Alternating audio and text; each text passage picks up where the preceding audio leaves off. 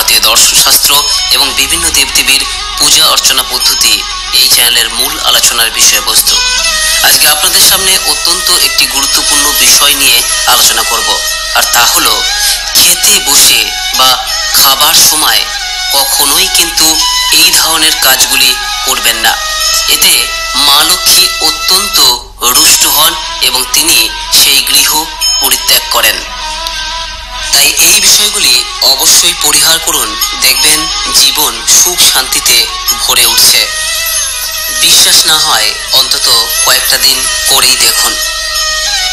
চলুন কি সেই বিষয়বস্তু যা খেতে বসে কখনোই করতে নেই বিস্তারিত জেনে নেওয়া যাক। তবে তার আগে আপনি যদি এই চ্যানেলে নতুন হয়ে থাকেন, পরবর্তী সময়ে এই চ্যানেলের ভিডিও পাওয়ার জন্য চ্যানেলটিকে সাবস্ক্রাইব করে রাখবেন এবং পাশের নোটিফিকেশন বেলটি ক্লিক করে রাখবেন। আর এই ভিডিও থেকে যদি সমৃদ্ধ হন, অনুগ্রহ করে ভিডিওটি একটি লাইক করবেন, পারলে আপনজনদের মধ্যে শেয়ার করে বিষয়টি জানিয়ে দেবেন। আর কোনো প্রশ্ন বা মতামত থাকলে নিচের কমেন্ট বক্সে অবশ্যই উল্লেখ করবেন।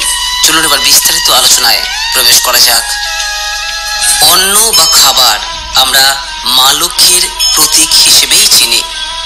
খাবার শুধুমাত্র মানুষের ক্ষুধা নিবৃত্তি করে না, জীবনযাপনের প্রয়োজনীয় অনেক কিছু উদ্ভাবনের অনুঘটক হিসেবেও কাজ করে এই অন্ন বা খাবার। আমাদের বেঁচে থাকার অন্যতম উপায় বা মাধ্যম হলো এই খাবার বা অন্ন। অথচ খাবারের সময় বা খেতে বসে আমরা অনেক সময়ই এই সমস্ত বিষয়গুলি খেয়াল রাখি না। বলা যেতে পারে নিজের অজান্তেই এই সমস্ত ভুলগুলো করি, অথবা শৈশব থেকে আমাদের মধ্যে এই ধরনের অভ্যাস তৈরি হয়েছে, যে কারণে আমরা খাবার সময় এই সমস্ত কাজগুলি করে থাকি। অথচ এই সমস্ত কাজগুলির ওপর গৃহে মা লক্ষ্মীর স্থায়ী অবস্থান অনেকাংশে নির্ভর করে। আবার বৈজ্ঞানিক দৃষ্টিভঙ্গি দিয়ে দেখলে এগুলি শুধুমাত্র সংস্কার নয়, এগুলি কিন্তু বৈজ্ঞানিক দিক থেকেও সমানভাবে সত্য। কারণ এর ওপর আপনার শারীরিক, মানসিক এবং আধ্যাত্মিক বিষয় নির্ভর করে। তাই চেষ্টা করুন এই সমস্ত বিষয়গুলি কখনোই খাবার খাওয়ার সময় করবেন না। সবার প্রথমে যে বিষয় আসবো তা হলো, অনেক সময় দেখবেন এই বিষয়টি অনেকের মধ্যেই থাকে যে খাবারের সময় সেই ব্যক্তি পা দোলান। এটি কিন্তু একেবারেই অনুচিত। খাবারের সময় কখনোই কিন্তু পা দোলানো উচিত নয়। এতে মা লক্ষ্মী অত্যন্ত রুষ্ট হন, ফলে জীবনে অন্য কষ্ট দেখা দেয়। সংসারে চূড়ান্ত রূপে অমঙ্গল দেখা দিতে পারে। তাই কখনোই কিন্তু খাবারের সময় পা দোলাবেন না।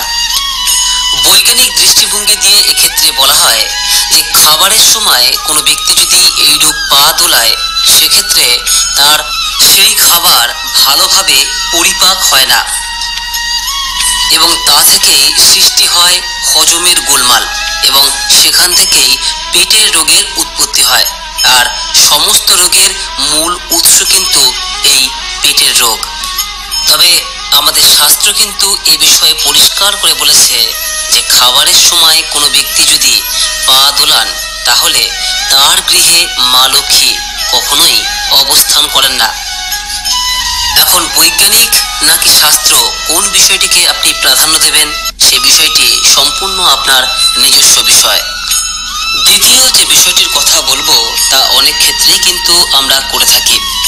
যখন আপনি খেতে বসছেন, সেই সময় কখনোই কিন্তু খাওয়া সম্পূর্ণ শেষ না হওয়া পর্যন্ত উঠে যাবেন না। খেতে বসে যদি আপনি এই ধরনের কাজ করে থাকেন, তাহলে তার অর্থ অন্নকে অর্থাৎ খাবারকে তিরস্কার করা। এই খাবার খেতে বসে এইরূপ উঠে যাওয়া বা বারবার এই ধরনের কাজ করা গৃহে ঘোর অমঙ্গলের কারণ হতে পারে। এতে মা লক্ষ্মী অত্যন্ত রুষ্ট হন। আপনি বেঁচে রয়েছেন কিসের জন্য? খাবারের জন্য। তাই দিনের সব থেকে বেশি গুরুত্বপূর্ণ কাজ হলো আপনার এই খাবার খাওয়ার সময়। আর তাকে যদি আপনি তিরস্কার করে উঠে চলে যান, সেক্ষেত্রে মা লক্ষ্মী তো রুষ্ট হবেনই হবেন। কেবলমাত্র বড় ধরনের কোনো সমস্যা অথবা জীবন সংকটের কোনো প্রশ্ন দেখা দিলে তখনই আপনি খাবার ছেড়ে উঠতে পারেন। নচেত যে কোনো ক্ষুদ্রাতি ক্ষুদ্র বা তুচ্ছাতি তুচ্ছ কোনো ঘটনার জন্য খাবার ছেড়ে এইরূপ বারবার আপনি ওঠেন, তাহলে নিশ্চিত হয়ে যান যে আপনার গৃহে মা লক্ষ্মী কখনোই স্থায়ীভাবে অবস্থান করবেন না। বৈজ্ঞানিক যুক্তি দিয়ে যদি এক্ষেত্রে বিচার করা হয়, তাহলে সেক্ষেত্রে বলা হয় যে খেতে বসে এইরূপ বারবার উঠে যাওয়ার ফলে আমাদের কিন্তু শরীরের পক্ষে অত্যন্ত ক্ষতি হয়। কারণ খাবারের সময় আমাদের মুখ থেকে যে লালা নিঃসৃত হয় তা খাবারের পরিপাকে সাহায্য করে। এইরূপ বারবার যদি আপনি খাবার ছেড়ে উঠে যান, তাহলে সেক্ষেত্রে সেই লালা শরীরের পক্ষে বিরূপ প্রতিক্রিয়া সৃষ্টি করে। এক্ষেত্রে হজমের গণ্ডগোল হয় এবং যা থেকে বিভিন্ন রোগের সৃষ্টি হয়। তৃতীয়ত যে বিষয়টি খাবার খেতে যাওয়ার সময় অত্যন্ত গুরুত্বপূর্ণ, তা হলো অনেক ক্ষেত্রে অনেক ব্যক্তি এই জিনিসটি করে থাকেন, আর সেটি হলো গামছা পরে অনেকেই খান। এই বিষয়টি একেবারেই করবেন না। গামছা পরে কখনোই খাবেন না, এতে সংসারে কখনোই অভাব কমবে না। আপনি যতই উপার্জন করে থাকুন না কেন, অভাব আপনার কখনোই কিন্তু যাবে না। গৃহে সর্বদাই অলক্ষ্মী বিরাজ করবে এবং দারিদ্রতা ডেকে আনবে। তাই গামছা অথবা তোয়ালে পরে কখনোই কিন্তু খেতে যাবেন না। বৈজ্ঞানিক দৃষ্টিভঙ্গি দিয়ে এক্ষেত্রে বলা হয় যে গামছা বা তোয়ালে আমরা মূলত বাথরুমে ইউজ করি, অর্থাৎ ব্যবহার করি। আর বাথরুমের কোনো জিনিস আপনি খাবার খাওয়ার সময় ব্যবহার করেন, সেক্ষেত্রে সেই গৃহে রোগ বিরোগের প্রভাব বাড়বে বই কমবে না। এরই পাশাপাশি এইরূপ গামছা বা তোয়ালে পরে আপনি খেতে বসেন, তা কখনোই সুশোভন নয়, সম্পূর্ণরূপেই একটি দৃষ্টিকটু বিষয়। হয়তো আপনি যখন খেতে বসেছেন, তখন বাইরের কোনো বিশেষ অতিথি আপনার গৃহে এসে উপস্থিত হয়েছে, আর তখন যদি আপনাকে এইরূপ গামছা পরে খেতে বসে দেখেন, তাহলে আপনার সম্পর্কে সেই ব্যক্তির কিরূপ ধারণা তৈরি হয় তা নিশ্চয়ই আপনি অনুধাবন করতে পারছেন। 4 নম্বর বিষয়, অনেক ক্ষেত্রেই এই বিষয়টি কিন্তু আমরা মনের অজান্তেই করে থাকি। বিশেষ করে বাচ্চারা কিন্তু এই ধরনের কাজ করে। তা হলো খাবারের সময় খাবারের থালায় আঁকি বুকি কাটা। এই জিনিসটি কখনোই কিন্তু করবেন না। এক্ষেত্রে অভাবের কারণ ঘটতে পারে। এবং তারই সঙ্গে কখনোই কিন্তু আহারের শেষে নিজের পাত চেটে খাবেন না। অনেকেই কিন্তু এই কুঅভ্যাসটি রয়েছে। খাবার খাওয়ার পর অনেকেই দেখবেন থালাটিকে চেটে পুটে খাচ্ছে। এই ধরনের বিষয়ে কিন্তু মা লক্ষ্মী অত্যন্ত রুষ্ট হন এবং সেই গৃহে দারিদ্রতা দেখা দেয়। তাই খাবারের সময় এইরূপভাবে সময় নষ্ট না করে বরং আপনি উঠে যান এবং নিজের হাতটি ধুয়ে নিন। 5 নম্বর যে বিষয়টির কথা বলবো, 100 জন মানুষের মধ্যে অন্তত 90% মানুষ এই বিষয়টি করে থাকে, আর তা হলো খাবারের সময় জল পান করা। আপনি হয়তো ভাবছেন যে এর সঙ্গে মা লক্ষ্মীর সম্পর্ক কি?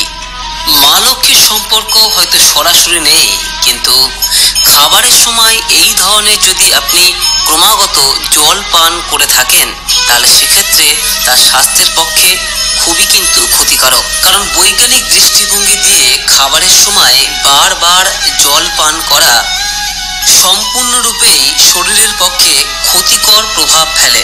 কারণ সেই খাবার কখনোই কিন্তু হজম হয় না। একমাত্র গলায় যদি আটকে যায় বা বিষম খান, তখনই আপনি খাবারের সময় জল খেতে পারেন, তবে তা সামান্যই, কখনোই কিন্তু পেট ভরে নয়। সত্যি কথা বলতে জল খাওয়ার কোনো প্রশ্নই আসে না যদি আপনি খাবার খাওয়ার সময় ধীরে ধীরে আহার গ্রহণ করেন এবং চিবিয়ে চিবিয়ে খান। আর চেষ্টা করুন খাবার খাওয়ার অন্তত 1 ঘন্টা পরে জল পান করতে। এবং সর্বোপরি খাবার খাওয়ার পূর্বে নিজের হাত দুটি ভালো করে সাবান দিয়ে ধুয়ে খাবারের সামনে বসে অন্নদাত্রী মা লক্ষ্মীকে অথবা আপনার নিজস্ব কোনো ইষ্ট দেবতাকে প্রণাম জানিয়ে ধীরে ধীরে খাবার খাওয়া শুরু করুন। এবং সব থেকে যেটি বেশি গুরুত্বপূর্ণ বিষয় যে কখনোই কিন্তু খাবার নষ্ট করবেন না।